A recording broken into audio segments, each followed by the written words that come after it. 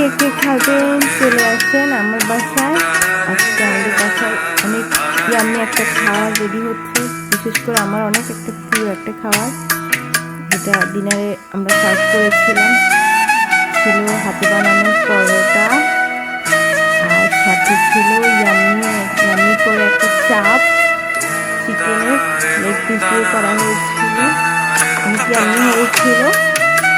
এই যে চাপ এবং পরোটা, এবং সাথে ছিল সালাদ এবং মিক্স একটা সস, যেটা কেঁচা পানির এবং অনেক কিছু দিয়ে বানানো হয়েছিল।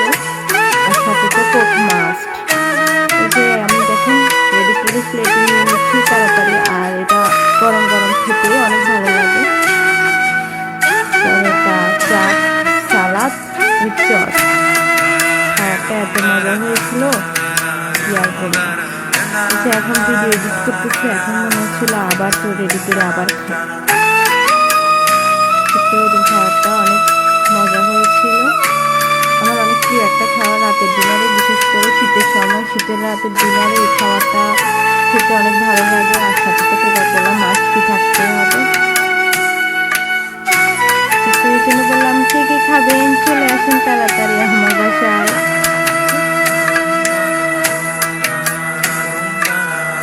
ভিডিওটা কেমন লাগছে অবশ্যই জানাবেন।